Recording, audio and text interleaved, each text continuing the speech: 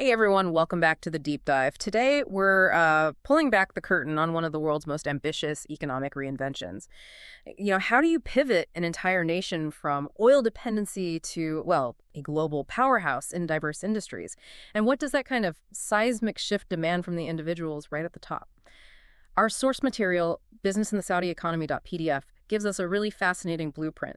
It's kind of a shortcut to understanding this pivotal transformation and maybe the hidden pressures on those leading the charge.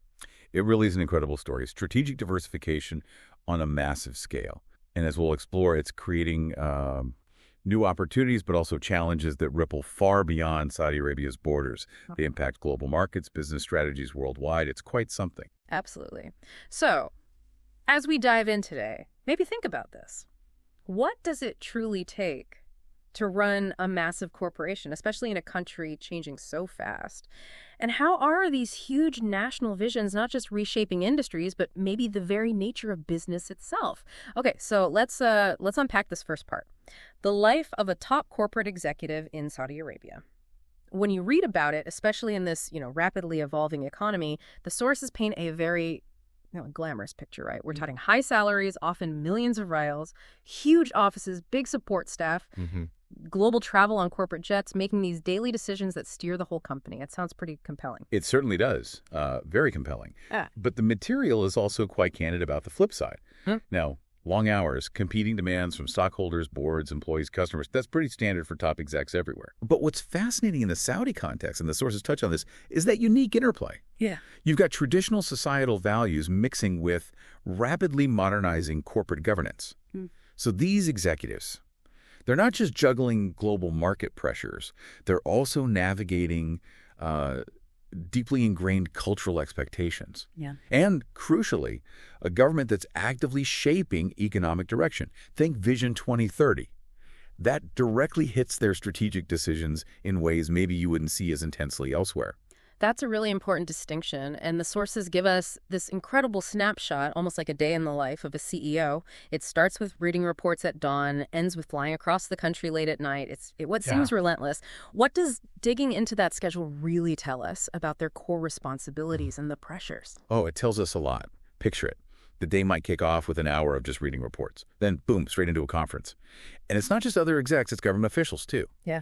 That highlights that deep integration with national goals we just mentioned. Lunch isn't really a break. It's eaten with the management team, reviewing financial performance. Okay. There may be a press conference, followed by this rapid-fire half-hour block of calls. Get this. One with a Shura council member about communication law. Wow. Another with the VP of HR about labor contracts. Then maybe dialing a manufacturer in Japan about a joint venture. All back to back. That's intense. And the day's not even over, according to this example. To top it off, the CEO heads to the airport, flies from Riyadh to Abha. Why? To oversee the opening of a new manufacturing facility. And the flight itself isn't downtime. It's spent studying reports, finishing correspondence, watching a video briefing about the Abha project. Exactly. Just imagining that kind of schedule. It makes you wonder how anyone keeps that pace up day after day, doesn't it? It really does. Puts those millions of reals in a slightly different light. Absolutely. And it highlights the real nature of corporate leadership there. These top execs, they're not just reacting. They're proactively setting goals, defining policies for the whole organization, often making sure they align with national objectives. They meet frequently, set the direction, review how things are going, and then, yes, they delegate. They have to. But ultimately, the buck stops with them. They're responsible for the company's performance. Hence that packed, often relentless schedule. It's critical. So as you're listening to this, maybe consider, how would you even prepare for the kind of stress involved in being a corporate executive in that environment? So high stakes, changing so fast. And thinking about that schedule, do you think the work justifies the high salary and benefits? Something to ponder. Okay, so we've peeked into that demanding life at the very top, but let's zoom out for a moment, because these individual high-stakes roles, they're part of something much bigger, a truly monumental shift, a national ambition that's reshaping the very foundations of the Saudi economy. And that, of course, brings us to Vision 2030. Yeah, it's a truly remarkable transformation when you look at the history. After King Abdulaziz Al Saud established the third Saudi state back in 1932, the country shifted dramatically. It went from an economy largely based on, agriculture, cattle herding, simple handicrafts, Right. to one dominated by oil exports.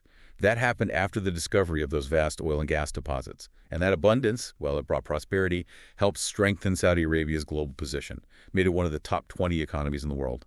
So the transformation now is clearly underway, especially with Saudi Vision 2030 announced in 2016. The sources call it an ambitious yet achievable blueprint. But, ambitious often implies challenging. What does the material tell us about the inherent difficulties? Or just the sheer scale of the reforms needed to actually pull off such a long-term vision? That's a very critical point.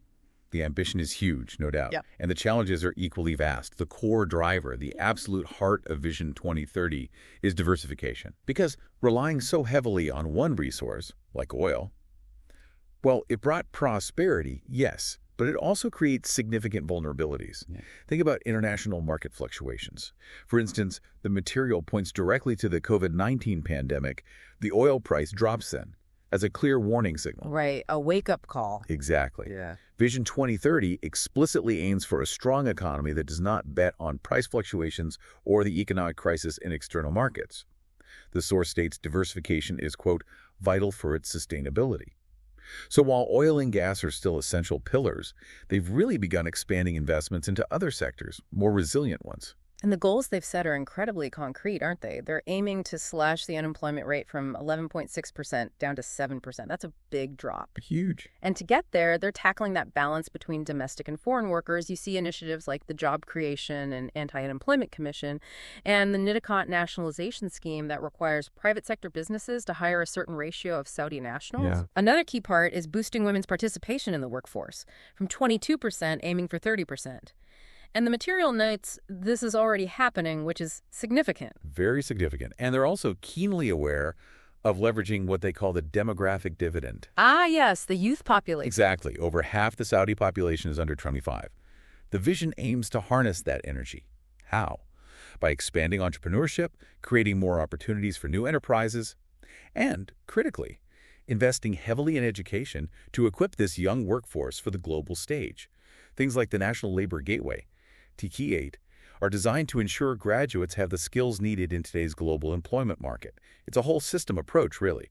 National workforce development. Okay, so that's the big picture, the national vision. Now let's zoom back in a bit. Let's explore how businesses, from the smallest startup to the huge conglomerates, how they actually function within this rapidly changing economic landscape. It seems it's not just about what they do anymore, but how their fundamental activities are being actively reshaped by this national vision. That's right.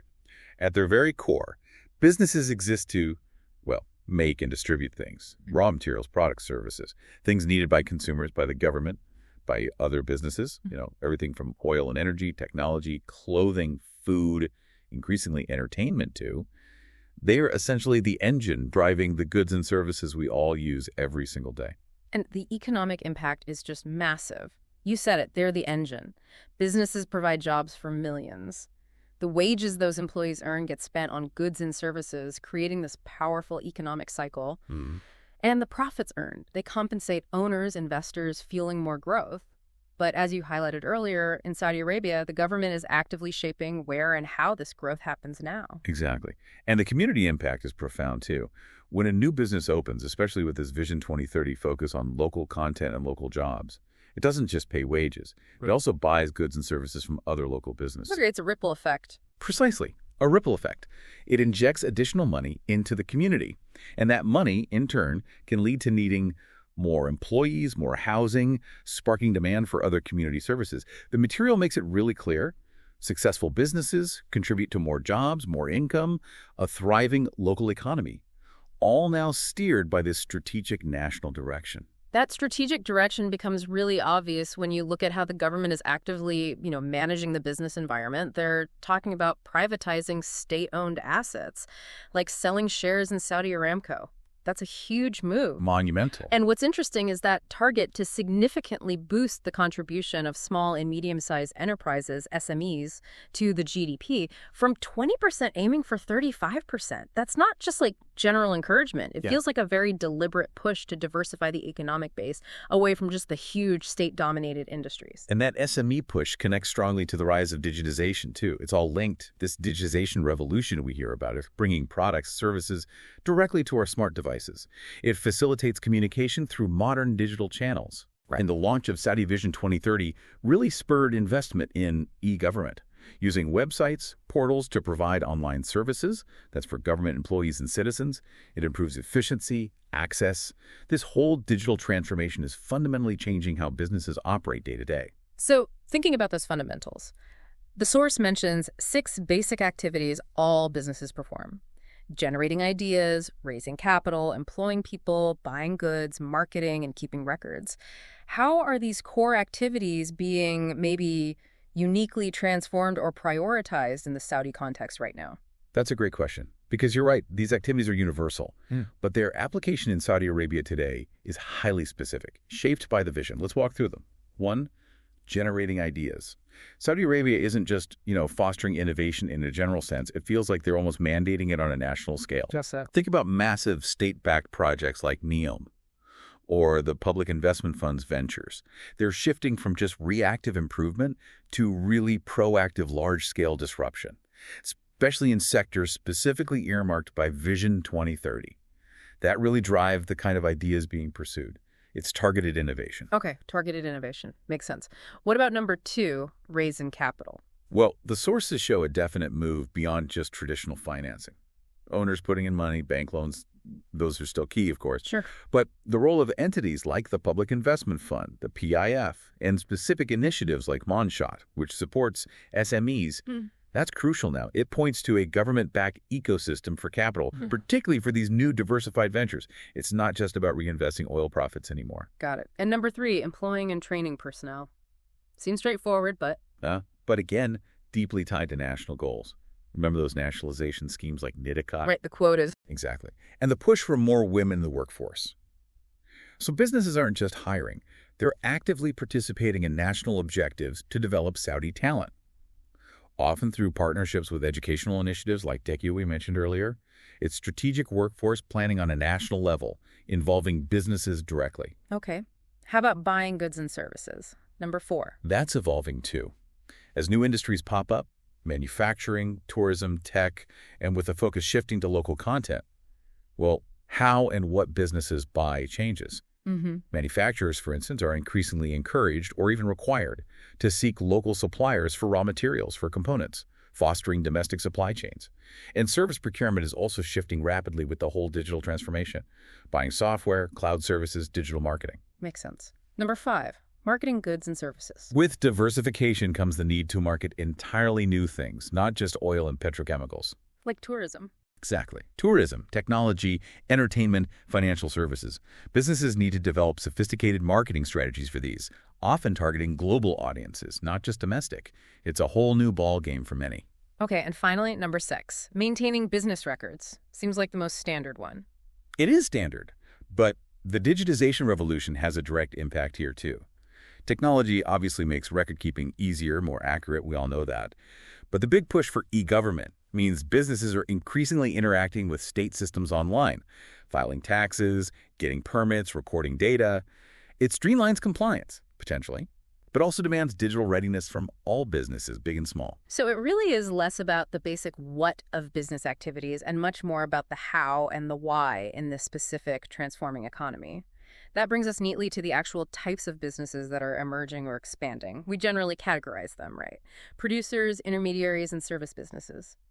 How is Saudi Arabia's ambitious vision impacting the landscape, the balance of these types? Precisely. Well, yes, all economies have these categories. What's remarkable in Saudi Arabia is how their definition, and especially their balance, is shifting so rapidly. Let's take producers. We're seeing a very deliberate expansion beyond the traditional extractors, the oil and gas companies. Right. There's a huge push for new manufacturing hubs, for renewable energy producers, even producers in sectors like entertainment and tourism content. The aim is clearly to create a much more diverse manufacturing base, moving up the value chain from just raw materials. Okay, so broadening the definition of producer, what about intermediaries, the middlemen? Their role is becoming critical too. As global supply chains get reevaluated, and as Saudi Arabia positions itself as a logistics hub, intermediaries are key. Think logistics companies, specialized transportation, digitally enabled wholesalers connecting producers to new markets. And digitization helps here too, enabling smaller intermediaries to reach much wider markets than before. And finally, service businesses. You mentioned earlier they were growing fast. Incredibly fast. This is arguably the most dynamic sector right now. The material highlights that service businesses now account for over 70% of all Saudi employment. 70%. Wow. Yeah. And crucially, this isn't just, basic services.